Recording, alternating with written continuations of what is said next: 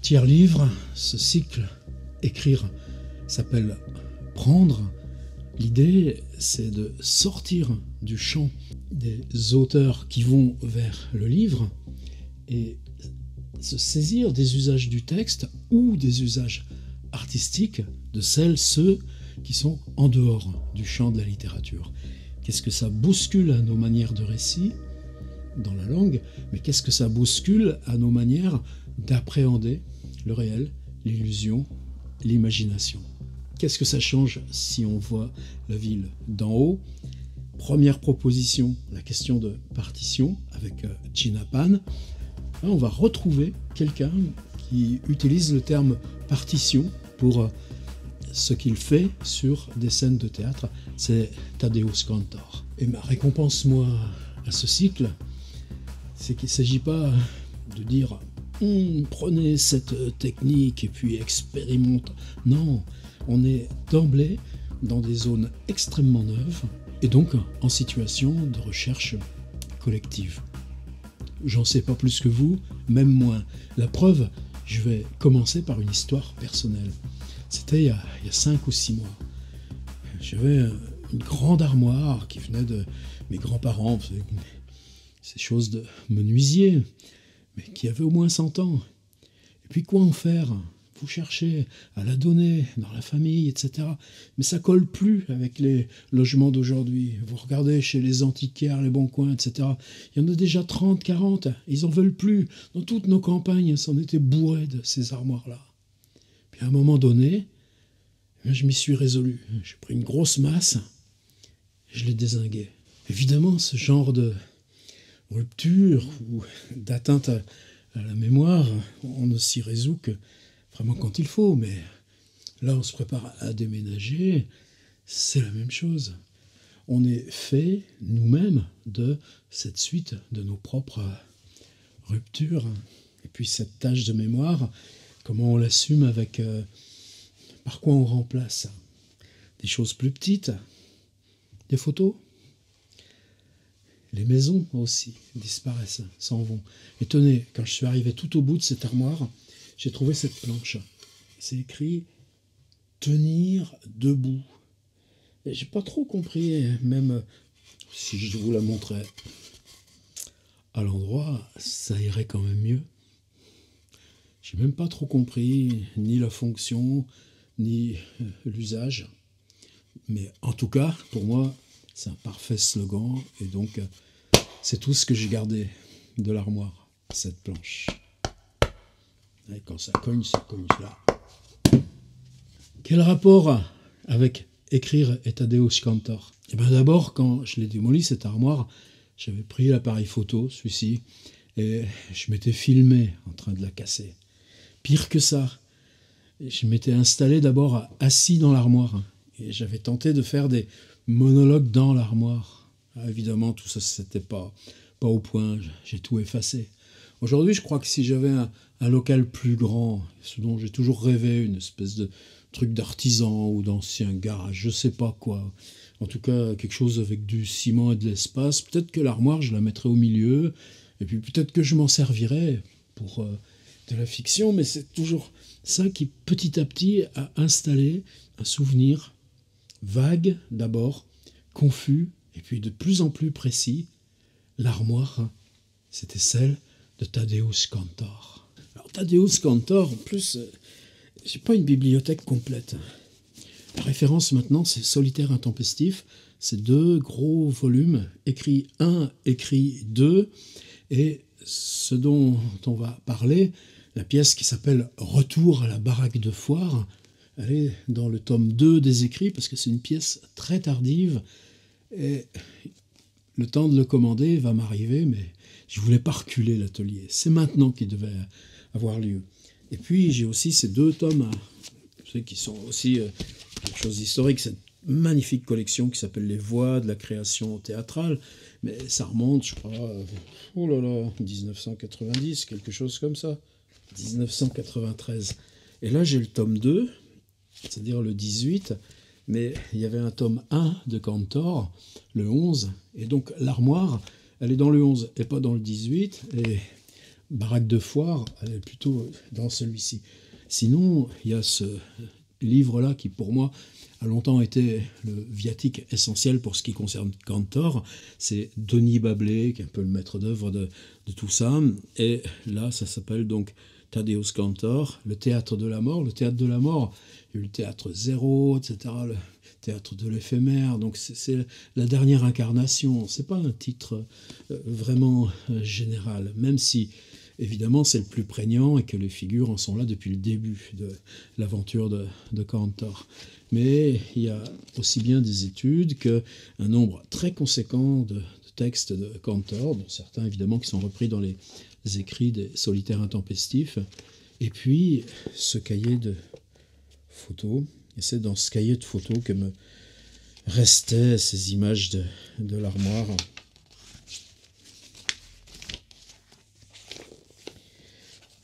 L'armoire, elle est là. On voit ces acteurs, tous serrés, avec en plus des baluchons, des sacs. Ils sont enfermés dans leur armoire.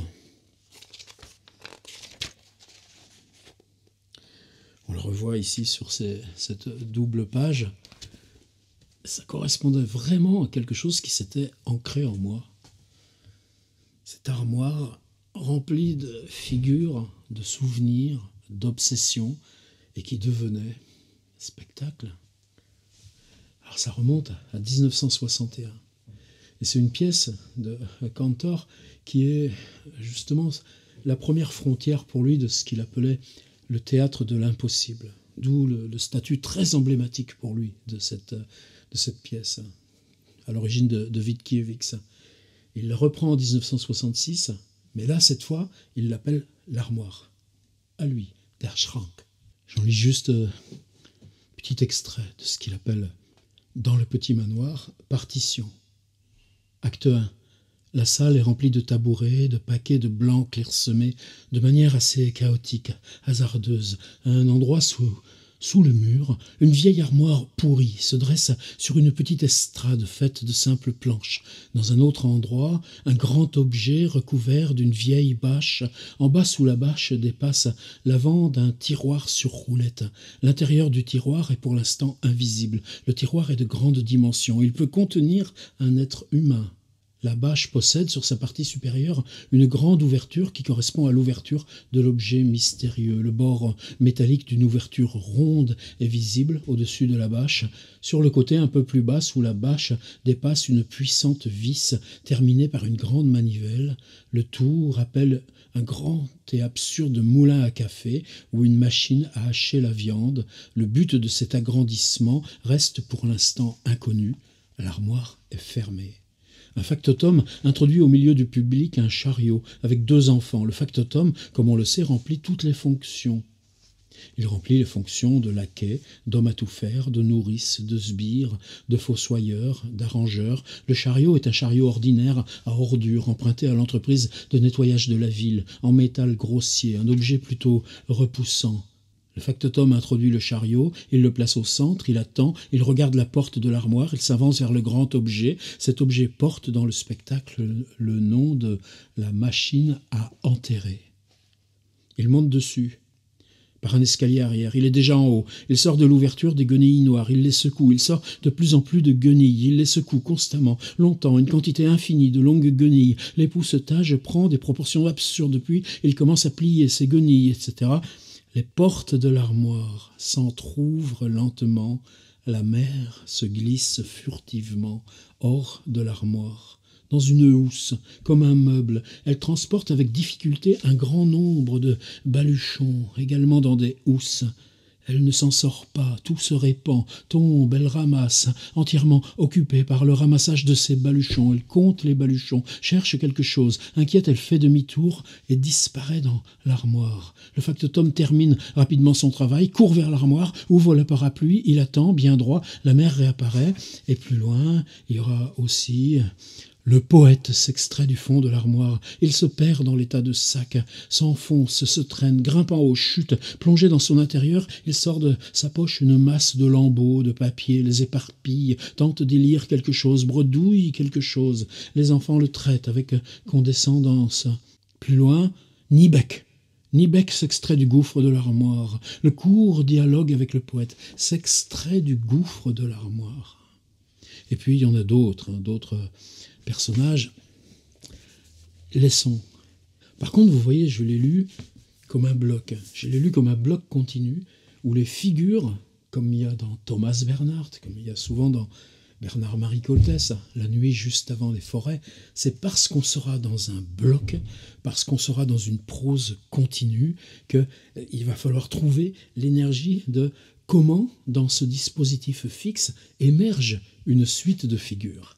Et ça, c'est le principe de récit dont je veux qu'il soit cet atelier. Alors on est exactement dans le contraire de la forme d'écriture de Cantor, qui lui utilise cette écriture partition, cette écriture verticale, une ligne, un élément, une ligne, un élément. Et justement, moi, c'est ce que je veux qu'on arrête. C'est une écriture utilitaire pour la scène, pour l'oral. Moi, je veux que même si c'est un texte qui peut et doit être oralisé, on soit dans comment se présente un livre de Thomas Bernhard. Un paragraphe de 140 pages, enfance, béton, 180 pages, 600 pages dans son dernier livre, Extinction, ou ce livre tellement extraordinaire qui s'appelle Des arbres à abattre.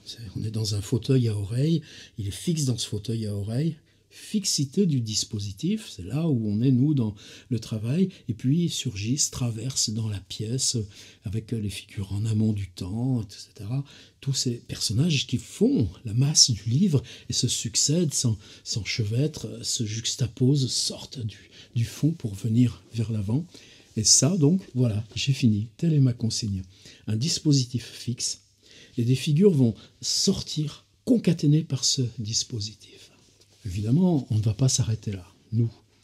Autre figure qui, pour moi, est totalement obsessive de Tadeusz Kantor, mais je vous répète, c'est ça qui est étrange, c'est cette figure de l'armoire, et que quand on ouvre cette armoire mystérieuse d'Hécatie, lui il dit pourrie, surgissent toutes ces figures du passé, et que plus on les sort, on est totalement dans le rêve, plus d'autres figures peuvent émerger, surgir, alors qu'elles sont serrées. Et pourquoi cette image-là, cette photo-là, dans Le théâtre de la mort, qui est un livre en fait qui n'a jamais quitté la proximité immédiate de ma table de travail. Pour moi, Kantor, immense poète. Tous ses écrits, tels qu'on les découvre là, au Solitaire intempestif, c'est un poème du monde, un poème comme Dante, un poème de l'action sur le monde, de la pensée. Et là, on va y rentrer dans sa chambre de l'imagination. Cette image était restée, et depuis que moi, cette armoire, qui était devenue totalement inutile, enfin en tout cas, on ne pouvait plus s'en dépêtrer dans ces pauvres murs, il avait bien fallu s'en débarrasser. Et tout d'un coup, il y a comme si dans l'intérieur de mon armoire, j'avais trouvé cette photographie de la sienne, de son spectacle.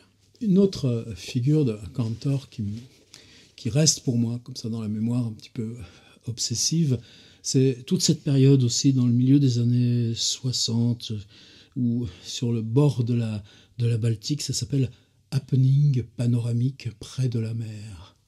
La figure pour moi la plus emblématique, c'est ce type monté sur une chaise qui s'adresse à des gens là sur eux-mêmes, sur des chaises posées sur la plage. Puis à mesure que la marée monte, le type est avalé, disparaît. C'est-à-dire c'est la mer, la marée montante, qui donne son temps et sa fin à la profération, au poème. Mais il y a aussi cette reconstitution du radeau de la Méduse. En fait, c'est une séquence, c'est toute une suite d'actions. Agriculture sur le sable. Sur le sable, on déverse tout un tas d'imprimés, gazettes, journaux, périodiques. On les ramasse au sein de la foule. Des spectateurs, des instructeurs spéciaux mettent les gens en rang à intervalles réguliers. Au signal donné, tous se penchent, creusent un trou. Ils plantent le journal dans une forme appropriée, le recouvrent de terre, tassent le sable en respectant le fait qu'au-dessus de la terre doit dépasser une hauteur convenue du journal. Les instructeurs enseignent, corrigent, surveillent les écarts réguliers, les formes prescrites, ils avancent rangée après rangée, ils se penchent en rythme, plantent dans les dimensions requises, enterrent, font quelques pas, de nouveau se penchent, plantent à l'infini, toute la colonne parcourt la plage dans sa largeur. Après son passage, il reste sur la plage des centaines de journaux plantés, toute une pépinière. Et là, on est dans l'écriture bloc, d'où le fait que ce passage-là, enfin des petits extraits là, des partitions pour le happening panoramique de la mer, je vous les mets là dans les petits extraits à votre disposition, c'est le modèle syntaxique, vous voyez, puisque c'est des gens agissent, bougent, mais on se déplace dans l'intérieur du paragraphe à mesure que l'action et les gestes se déplacent. Et ça, c'est ma demande formelle. Une fois pour toutes, pour tout le monde, sans exception. Paragraphe, bloc. Et ce bloc, s'il fait 600 pages, on a de la place sur le web. Encore un autre bloc, même époque.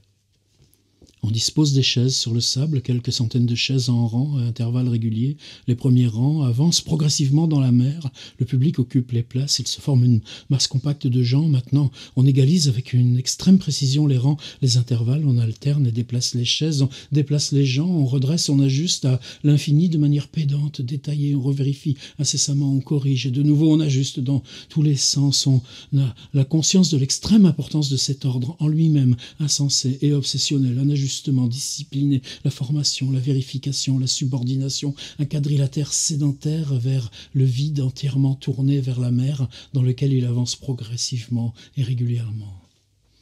Et cette forme totalement obsessive qui temporellement accompagne et condense une action qui, elle, évidemment, s'installe sur un temps plus large. Mais ce genre de bloc, je ne l'ai pas pour le manoir de Witkiewicz, avec cette armoire qui, pour Cantor, en quoi elle est si importante?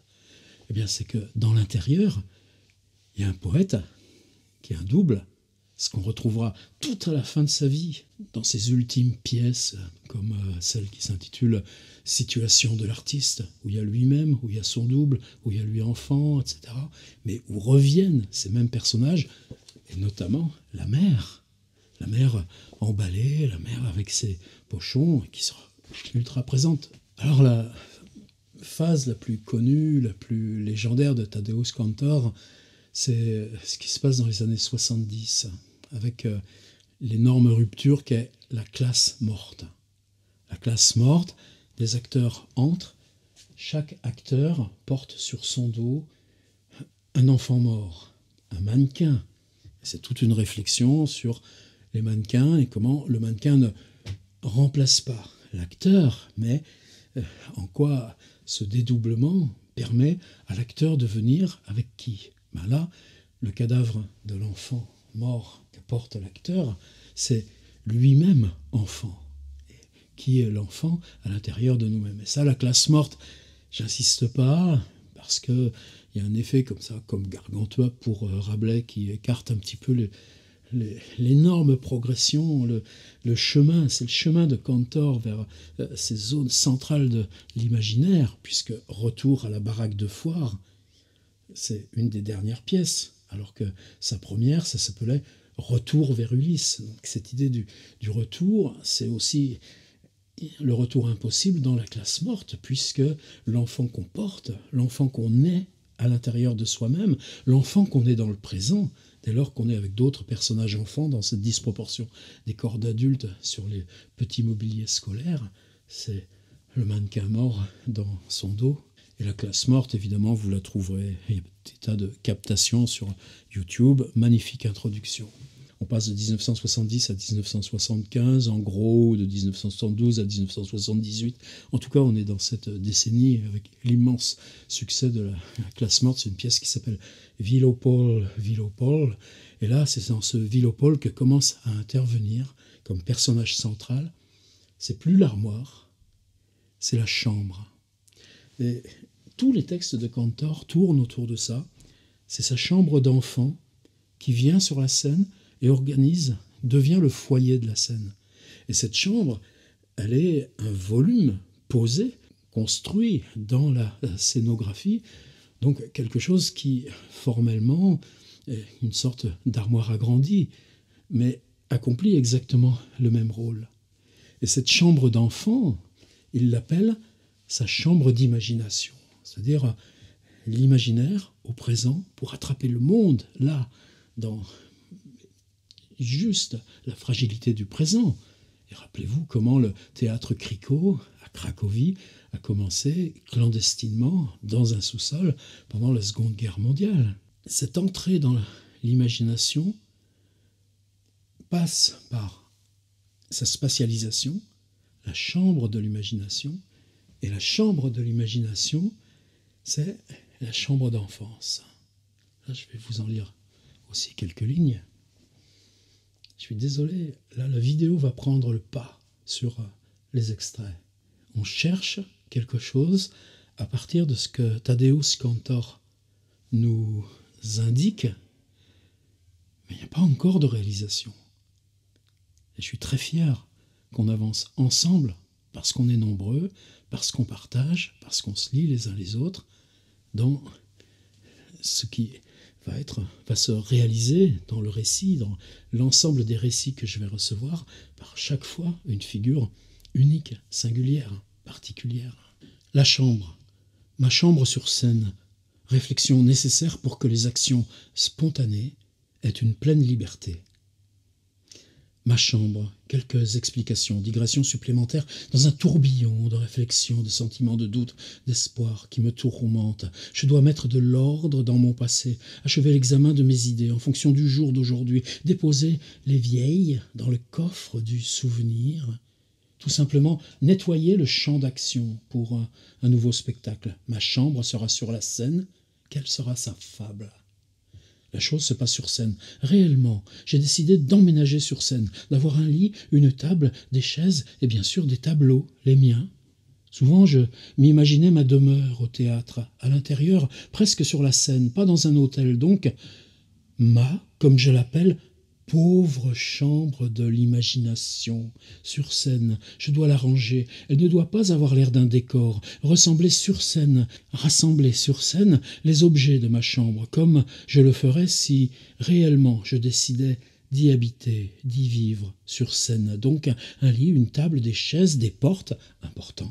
Un poêle avec un tuyau et des toiles sur des chevalets. Une chambre, la mienne, personnelle, privée, unique endroit dans ce monde dirigé par des lois intransigeantes de la masse, de la banalité, de la société. Unique endroit où, miné par la société, l'individualité humaine, l'homme peut s'abriter, être maître chez lui. Lieu pauvre, parce que constamment menacé par les organismes publics. Alors pourquoi ce lieu saint, ce foyer, ma maison, exposé aux yeux du public, sur scène ? Ma maison, c'était et c'est toujours mon œuvre, le tableau, le spectacle, le théâtre, la scène. Effaré, j'ai fermé les portes de ma pauvre chambre de l'imagination. Je n'ai pu oublier ce tableau exhalant le vide comme le gouffre d'un tombeau. Aucune trace de vie maintenant, c'est vraiment plus loin, rien. Ce n'était pas cette magnifique belle dame, la mort. Ce que je vis, c'était la cérémonie de ces prêtres officiels. Aujourd'hui, je me souviens d'un moment semblable, quelques années plus tard. D'un sac de nylon, il retira quelque chose de sombre, d'un noir terreux. De la terre s'était incrustée dans les os du crâne et dans un lambeau pourri de robe. C'était ma mère, la tête, cette magnifique création de la nature, de l'humanisme. Une masse rouillée, boueuse. Je me suis enfermé dans ma pauvre chambre de l'imagination. Je répétais avec désespoir, plus loin, rien. Je savais que je devais détruire ce gouffre. J'ai commencé à le couvrir, l'envelopper, le bâillonner, l'enfermer dans des planches avec désespoir, furie et un immense amour pour l'image de l'être humain. Lorsque je me tourne vers le passé, je constate avec un certain étonnement que je n'ai jamais peint dans ma vie de paysage ou une quelconque nature morte. Je ne peignais pas un monde d'où l'homme était absent. Lorsque je m'éloignais dans le domaine des réflexions abstraites, la silhouette et l'image de l'homme surgissaient toujours quelque part, une figure humaine, La nature humaine de l'artiste est étrange, tout se mêle en elle, le bien et le mal, la vérité et le mensonge, la sainteté et la bassesse, l'amour et la mort, enthousiasme et malédiction, le pathos, le quotidien, la pureté et l'obscénité, le progrès et le radicalisme, avec la nostalgie du passé, du retour en arrière, l'avant-garde et la tradition. Des personnages naissaient de plus en plus nombreux, des cortèges entiers, des voyageurs et leurs bagages, les garçons du temps et de mon heureuse jeunesse, les vieillards revenant dans la classe morte de l'école, les enfants enfermés dans leurs bancs comme emprisonnés, des clochards, des juifs errants, des gens soudés à leurs objets, à une table, à une chaise, à une porte, à une fenêtre, à la mort. Plus loin, rien.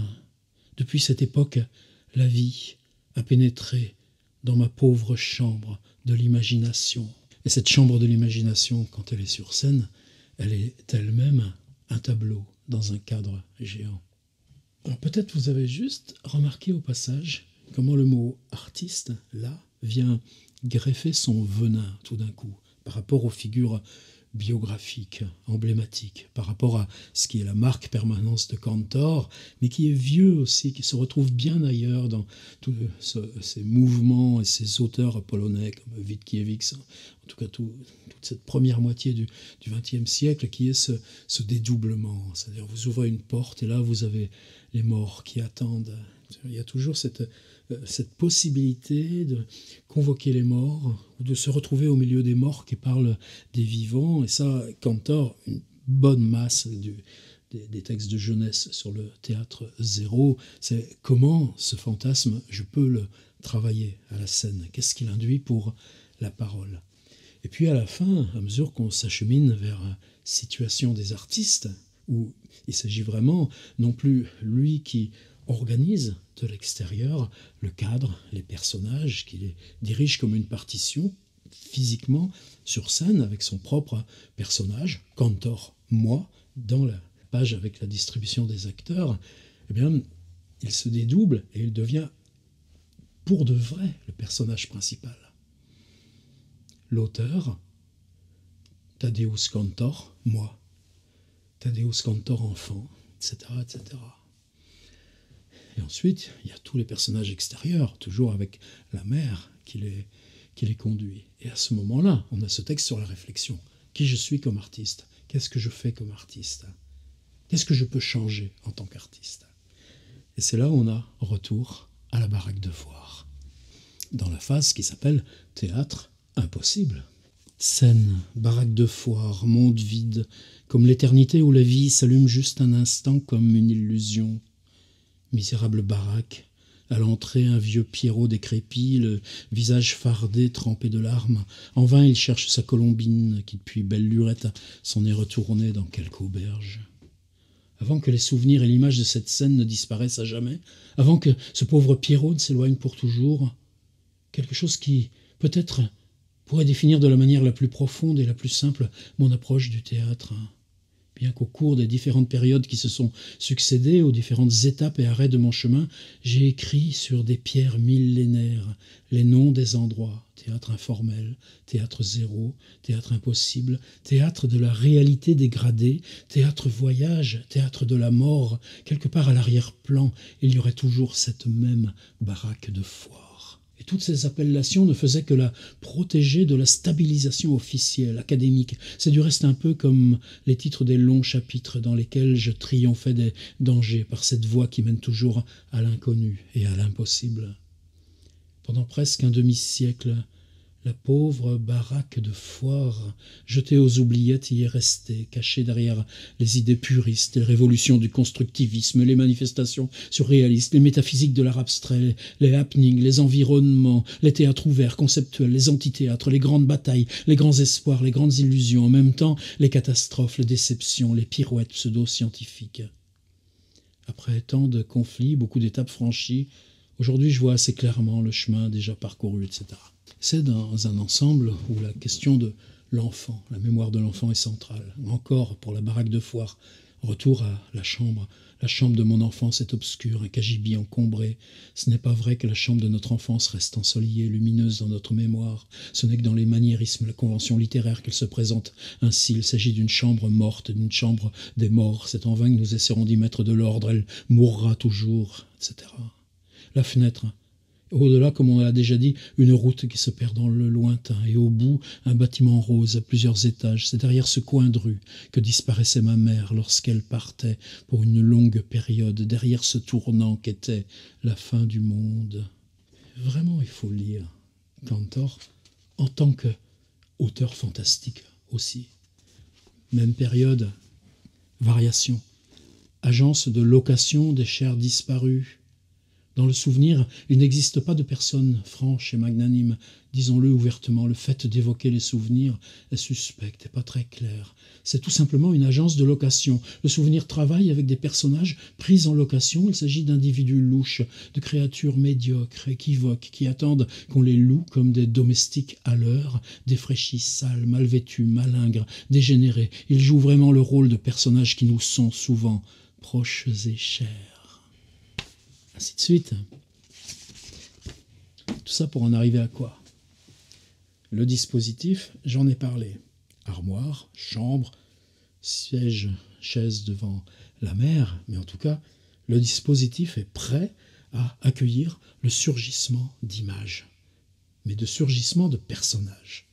Et ce surgissement, il n'est pas vertical, il est dans un bloc, et c'est parce qu'il sera dans un bloc de prose continue, tout le monde, que dans l'intérieur, vous trouverez cette friction, cette énergie qui fait que dans la fissure, dans la concaténation, il faudra bien passer d'une image à l'autre. Et là, on travaillera sur la phrase.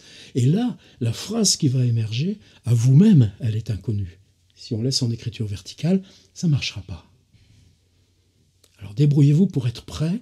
À quel moment vous écartez le rideau et vous laissez venir l'armoire et tout ce qu'il y a dedans, et tout ce que vous allez sortir, puiser, piocher. Figure qui date de bien plus loin dans le conte. Alors qu'est-ce qu'on va sortir? Là, vous voyez, je crois que j'ai placé un peu son univers. Il y a 2 textes qui sont importants. Hier, j'ai fait une vidéo sur le vieux saltimbanque de Baudelaire. Vidéo ou pas, vous avez Baudelaire chez vous, c'est en ligne partout, c'est dans les poèmes en prose. Relire le vieux saltimbanque de Baudelaire. L'autre texte parfaitement emblématique, c'est celui de Kafka qui s'appelle « Un champion de jeûne » ou, selon les traductions, « un artiste de la faim ». Et littéralement, le titre de Kafka, « Der Hungerkünstler », c'est « artiste de la faim ». Et comme Baudelaire, mais Kafka ne connaissait pas ce texte de Baudelaire. On est dans ces zones périphériques, transition, on n'est pas dans ce qui brille de la fête foraine, on est dans les baraques. Et puis tout au bout, là, il y a une espèce de cage avec de la paille, et une vague silhouette, tout au fond de la paille. Et quand le narrateur s'approche, une voix très faible qui lui demandera simplement de mettre à jour la pancarte, parce qu'il en est au 162e jour de sa, on appellerait ça grève de la faim, non. Le jeûne, la prouesse du jeûne, le fabuleux exercice du jeûne, comme il y a dans Kafka un texte qui s'appelle « Première souffrance », où il s'agit d'un trapéziste, comme il y a dans Kafka Joséphine, la cantatrice des souris. Si vous ne le connaissez pas, cherchez-le, ce texte qui s'appelle « Première souffrance » avec le trapéziste. Mais vous voyez ces figures là aussi d'artistes et comment elles surgissent des bords, comment elles surgissent de la précarité, de la fragilité. Eh bien moi, tout simplement, je vous propose que dans votre armoire, vous alliez chercher tous ces souvenirs. Dans la discussion sur Gina Pan, action et partition, les gestes, on a ébauché une discussion, est-ce que ce geste doit être artistique? Ou est-ce que le geste simplement de passer furtivement à travers une ville, ou le geste de prendre une pierre et la lancer dans l'eau, peut être considéré, si c'est chez Gina Pan, comme artistique, et si c'est nous, comme un rituel privé, confidentiel, eh bien, on va explorer encore mieux cette limite. Alors moi, ça fait 5 jours, 6 jours que je me dis, mais toi, qu'est-ce que tu veux? Qu'est-ce que tu proposes? Alors évidemment, il y a des cinémas qui reviennent. Il y a une salle dans le petit village de Vendée. Il y avait cette salle des fêtes où on faisait aussi le spectacle d'école. Et puis d'un côté, il y avait marqué tragédie, de l'autre comédie. Et puis c'est là aussi qu'une fois par mois, arrivait un camion qui installait un projecteur et qu'il y avait des films et que pour la première fois sans doute j'ai vu du cinéma alors que je n'ai aucun souvenir de ces images-là. Mais il y avait aussi dans le village un montreur d'ours et on nous faisait rentrer, on ne regardait que derrière les fenêtres. Et le pauvre ours, je n'ai pas souvenir de la figure du bonhomme qui était avec et qui faisait la manche, probablement un peu menaçant. Donnez-moi 3 sous et j'irai un peu plus loin dans la rue. Et ce pauvre ours qui se dandinait comme ça, j'en ai un vague souvenir. Ben, je vous prête mon armoire, puis cette planche qui m'en reste. On explore ensemble. Mais, voyez, franchement, il y a violence. C'est quoi la violence? C'est que quelqu'un d'aussi définitif, important que Tadeusz Kantor, comme la littérature polonaise, nous est importante, vitale, Bruno Scholz et d'autres. Se dire, viens mon gars, t'es célèbre dans le théâtre t'a rendu hommage avec ses collections de livres, le théâtre de la mort de Denis Bablé, les 2 tomes des écrits. Je suis vraiment vexé parce que c'est seulement dans 3 jours que je vais recevoir le tome 2. Bon, peut-être qu'on y reviendra. La collection du CNRS. Eh bien, maintenant je te dis, moi, viens chez nous. Viens avec Borges. Viens avec Kafka. Et ce que tu nous dis, là, pourquoi on l'aime pas? C'est à cause du théâtre? C'est à cause de ce que tu ouvres sur l'enfance, la mort et l'artiste. Et nos expériences d'art, c'est les grandes expériences, c'est les musées, les grands concerts, ou est-ce que c'est justement plutôt ces toutes petites choses, la baraque de foire? C'est quoi, vous, vos baraques de foire? Si c'était ça, ouais, ça fera un petit atelier d'écriture comme il y en a 40 en France. Moi je dis, d'abord le dispositif. Ouvrons l'armoire. Et là on sera le meilleur, hein, comme d'hab. Ciao. J'attends les textes.